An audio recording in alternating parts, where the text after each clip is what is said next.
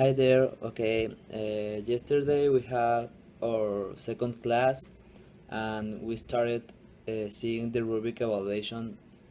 And after that, the whole class, after the whole class was clear about the evaluation, we start to discuss about the changes of 21st century, like the economy or society, political, and etc. Then we focus of the types of economy that um, the definition is in primitive, agricultural, feudalist, industrial, information, or knowledge. Then a second type of economy is the knowledge economy, the use of information technology and knowledge in the creation of value. There is a traditional, that is skills, assets, and resources. The knowledge is it needs to have information, idea, communication, and technology. Before after that, we start to discuss about globalization. The teacher asked the class what what is the definition of globalization for you, and some of my classmates answered that question, and the one that I put more attention is that one girl that the whole class she was participating too much. She talked about that the globalization is more like the how can you go to another place and visit a store like Starbucks because you have an Starbucks in Mexico, and you can feel like you're in home. So the globalization is like take the other places, what types of things that are in your country. Before that, we saw the definition of globalization economy. That is the basis of this. That the basis of this has been developed of knowledge economy, and the globalization refers to the shift towards a more integrated global economy in the interdependent. Then we talk a little bit about international organizations, and at the end we saw the conductors of globalization, that the fall of barriers to the flow of goods, services, and capital, and technological advices. Thank you. Hi there. Well, this class we saw a lot of things. First, two classmates give like an introduction with a presentation for extra points, talking about where we're going to see this topic.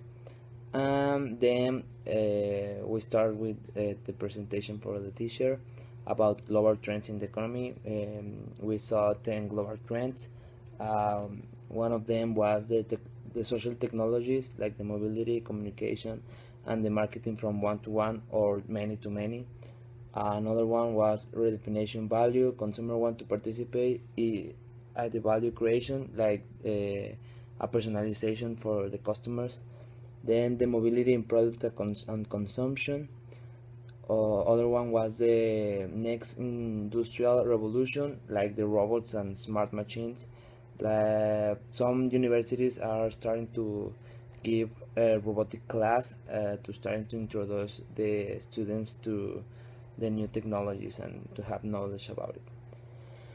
Another one, the fifth one, the new space race, commercial space travel and exploration is a reality.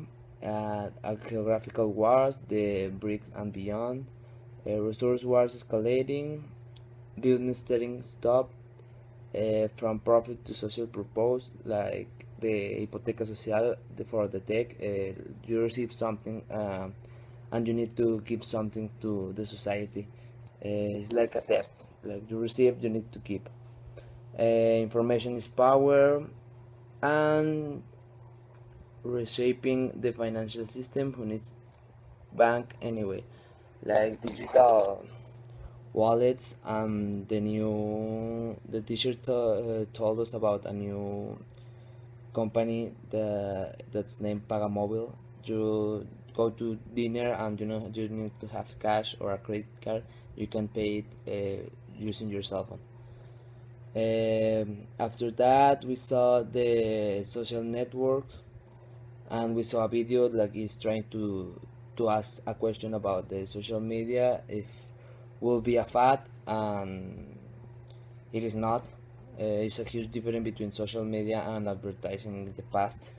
If you invest $1 in the TV at that age, you will have the 80% of the dollar, and nowadays if you invest in a social media you will have $5. Well, it was a very interesting video. Then the international trade theories is some topic. We saw mercantilism, export more than you import. Um, the absolute advantage theory, like the specialization, it doesn't mean that I'm going to be the only one selling it. Like the country is the best in it. It's not. It doesn't mean like it's going to be the only one, but it means like it has to be the best one. A new trade theory is like the product life cycle theory. Another one is the ability of companies to achieve economy of scale, and at the end we have benefit of the new trade theory. Also we saw the strategy, the key by Michael Porter Diamond, that is the factor of conditions, demand conditions, firm strategy, structure and rival among firms, and relative and supporting industries. And at the end of the class, we only had 1 hour left. We had a debate about globalization and industrialization. It was very interesting. I expect that the globalization will win the debate, because I think that is very essential for nowadays.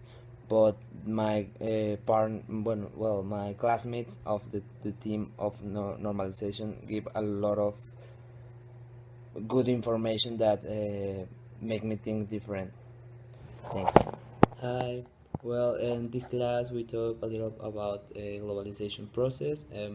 First, our friend and me give a little presentation about what we're going to see this class, and then we start the class seeing about the globalization process, the basic points of the international theories that are achieve trade surplus, specialization, research and development, economies of scale. Then we saw the trade policy instruments that are very important. We have the tariff, like in Spanish is an arancel.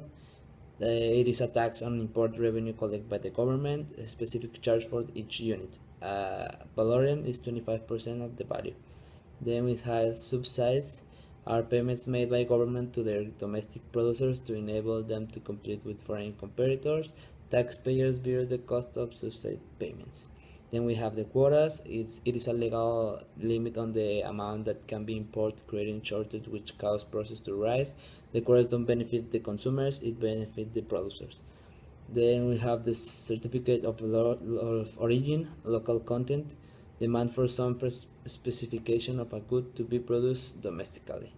And finally, we have the administrative policies that are bureaucratic rules designed to make it difficult for import to enter a country. Well, we have this little problem between, well, saying if it's okay if government intervene in the economy. Well, it should not, but the economy doesn't care, it also interfere. But we have political arguments that says that the government protect the jobs and industry, national security, retaliation, protection of consumers, strength for foreign policy, and protecting human rights. And some economic arguments are developing industry and strategic trade policy, supporting local industry, remove outside barriers. Before that, we have the participation of global economy, that are financial institutions, countries, government, companies, and regions, international trade org, and the NGOs, that are the organizations that are not combined with the government. Well, after that, another teacher came to the class, and we started to talk a lot about the foreign investments, and we learned a lot about the importance of that and how the globalization is helping a lot in this area. We saw a little of factor lendings to it, global competition, liberalization by host government in regards to foreign investment, advances in technology. Also, we talk about the why enter foreign markets, and we decide that it's new market creation, professional trending arguments, faster growing markets, and improved communication. Directions of trade, developed economies, developing economies, and regionalization of trade. That we say why focus on major trending partners. Our business climate is favorable. Regulations are not insurmountable, not strong cultural objections, statificatory transportation facilities, experienced imports channel members, foreign exchange available, government will favor imports from the trade partners. Thanks. Hi there. Well, this class we saw the second partial that it was the multinational company strategies and characteristics.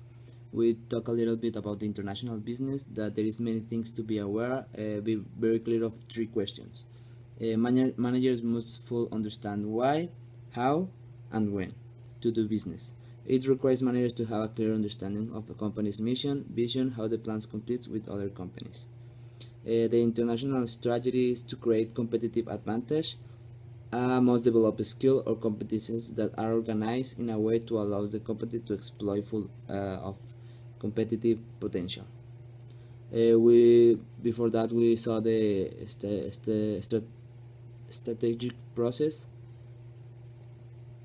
It is important to identify opportunities and threats. The strategic process says something like analyze the company external environments, analyze the company's internal environments, define the company's business and mission, set the corporate objectives, quantify goals, formulate strategies, and make tactical plans. Then we saw about benchmarking. If you don't know what benchmarking is, it is to identify and apply the best practice in order to improve, learning from the best. The second topic was the multinational company in the global economy. It is the creation economic value. The purpose of a business is to generate profits, wealth, and the value creation is the way to generate profits of the company. It's like the same. Then we saw the creation of economic value, that the low cost strategy, that is to get down your prices at the top, at the most you can get down, but it doesn't a good way to you sell more but you don't receive a lot of benefit of it. And the differentiation strategy, that is the best one. It implies to innovate in your product or in your company. Then we have the global expansion, that is the sell production from domestic market abroad, locate creation of value where it can be generated better, achieve economies of scale by reducing units cost by producing large volumes, and increase profits unifying efficiency. We saw the global strategy, multi-domestic strategy, and transnational strategy, and that's pretty much all. Thank you. Hi there. Well, this class we saw about ethics in the international business. That is very important. Ethics is important in everything. Ethics is the accepted principles about the right and wrong that govern the conduct of a person, the member of a profession, and the action of organization. But what is ethics? We in business ethics we have that it is the concepts, principles of right, wrong governing the conduct of business people. And an ethical strategy is a strategy or course of action that does not violate these accepted principles. Everybody knows what is ethics, but in business it's more kind of different. The ethical problems in the international business. International business involves a wide range of differences, cultural, social, political. And an ethical dilemma is in the companies is based on the facing those differences within the ethical limits that govern them. After these presentations, we saw some cases that were referred about the lack of ethics. And the ethical dilemma was like in mine we saw about a company that is working with oil and it's contaminating Nigeria and all the people over there. The government is doing nothing, is accepting that, and all the people who lives there are getting troubles with diseases like cancer and etc. And this company creates something that doesn't let rain, and the plants are getting affected. Also, it is like the government is preferring the benefits of the, because the money is from the 80% of the money is from this company, so the government prefers. Hi there. Well, last class we had with the teacher, Mr. Casali, and we saw the organization. Well, no, we don't saw anything about the organization, only about the entry forms. And one example when we started is like you need to make an organization about I don't know, going to the club, and we say like the dress code, or we need to look good, look handsome, and the ID. Well, if you look like a little kid or if you are 19, you need to take your ID to in order to pass to the club.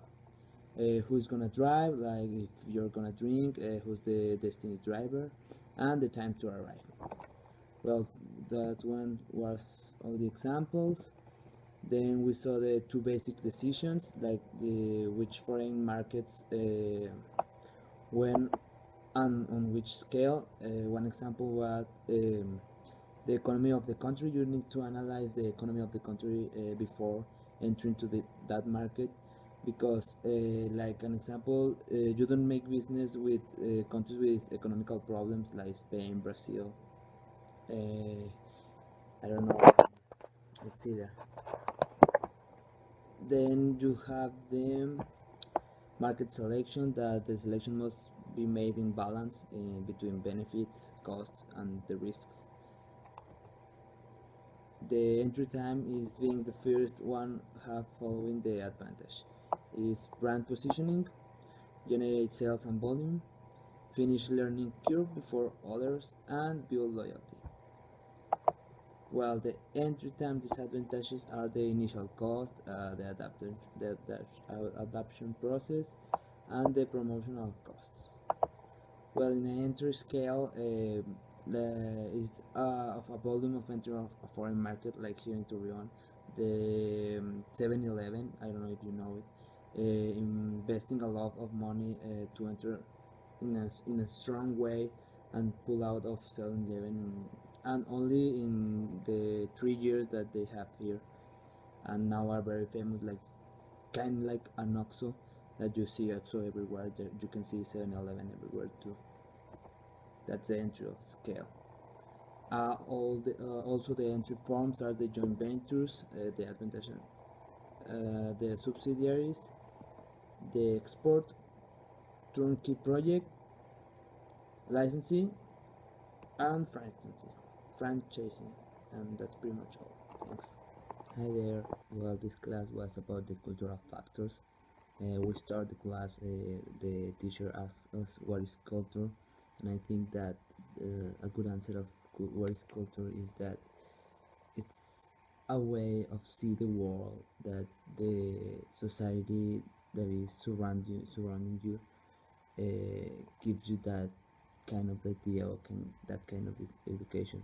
It could be like the culture of your family, or the culture of your country, that it comes into your mind right before taking decisions, or think about some things that you see in the world. Well, here we have a quote from Anastasia, that is, culture is something that unites people. Well, the definition of culture is a set of beliefs, rules, techniques, institutions, and artifacts that characterize human groups. The more you know about another person's culture, the better your predictions of the person's behavior will be. Culture is learned, not innate. It related among it different aspects shared by group, definite boundaries between different groups. The six rules for doing business and culture is be prepared, measure the time, develop trust, understand the importance of language, respect the culture, understand the elements of the culture. The culture and business could be the marketing variation in attitudes and requires different strategies. Human resource management, like the national culture, is the key of the determinant for the evaluation of managers. And the production and finance, attitudes towards authority, change, etc., can affect production and profits. Well, we have a lot of social cultural elements. I'm going to talk about like five. It could be the aesthetics, the cultural sense of beauty and good taste, like the color, numbers, music, feng shui. Feng shui is like the little toe that it was look like fashion or like beautiful in China. The language versus spoken language. It a country has more than one language in a country means more than one culture to be aware. It is like if you go to a country and make business, you need to take care about which language is talked there. And that's all. Thanks. Hi there. Well, this class we talk about the economic and the political factors and the economic forces. The economic is a factor that is the most significant in the development of the business. It is particularly important to obtain as much information as possible about the economic forces that rule the business operation. Because the first thing that I need to know about while opening a store is like you need to ask you the question, do they have the money to buy my product? Like if you're opening I don't know, a food truck with tacos or with gorditas, you need to think about the positioning, the people around you have the money to buy the product to you. Well, in the economic forces also we have this question: why might be interested in the level of development of a country? The level of development in economies, industrialized countries with services-based economies with high income per capita, and in developing economies, low per capita income less than 9,206 according to the World Bank. We saw this example in developed economies. We have Qatar that has has $93 $9,300 per capita, and in developing countries we have Mexico that has $10,000 per capita. So it is like 9 times more than Mexico. So also we have the newly industrialized countries and the highly industrialized economies. The economic dimensions is gross domestic product, GDP per capita, what I talked about later a minute ago, and informal or underground economy, exchange rate, the comparison between money and value, and the purchasing power parity. It is very important that a country has this power to purchase. And we have wage and cost per unit. Well, we have in socioeconomic dimensions, and in the industrial dimension we have that depending on the type of the industry, the factors of the interest may vary, data such as infrastructure, raw materials, or industrial size. So that's pretty much all. We saw also the financial factors that it is also always about the finance, about the country, but it is simple as more simple as you think it is. So thank you. Hi there. Well, this class we saw about economic and political factors.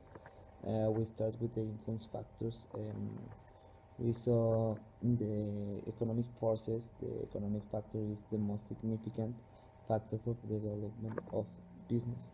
It's not the more important, but it is something that you need to analyze right before you start to think about entering into another market. It is particularly important to obtain as much information as possible about the economic forces that the role of business operation.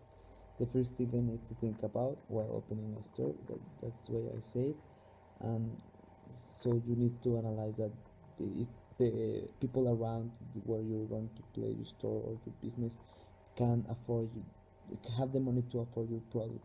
So if they don't have that money, how could you sell your product to them? Then we have the level of development, like the development economies, industrialized countries with service-based economies, and with high income per capita.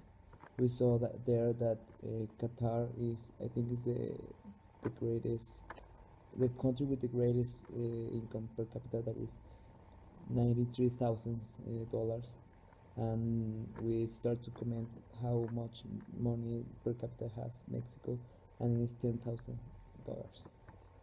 So a developing economy could be Mexico, because it says that low per capita income less than 9, or is right up of developing economies, because it says that it has less than 9,000 to 6, according to the World Bank. Then we saw the industrial dimensions. We didn't see the political factors till the other class, and we see the ideologies like communism and capitalism. Everybody knows what is communism and capitalism, and we saw that. Oh, that's pretty much all we saw that class. Thanks. Hi there. Well, with this class we saw the legal and financial factors. We saw this class with Mr. Casales, and we start to talk about legal factors. And right where when we were talking about it, he gave us the example of the norma oficial mexicana, that it says in every charger of computer, like it says here, norm. So it's some like they need to have this mark to in order to can export or produce or make the sale of this charging C. Well, we saw that we also talk about that there exist two brands of cell phones. One is iPhone of Apple, and the other is iPhone spelled like AIFON, and that was a pretty cool discussion. And also we saw that who the teacher answered, as make the question that who's the company that has the most value brand, and is the iPhone, Apple. Well, another illegal factor that cannot be ignored is that the aspects in international trade has a fundamental characteristic make it different of other of influence. The laws governing a country or region must promote and encourage the development of business. And well, if you want to establish your company in another country, you have to consider the working laws of your benefits.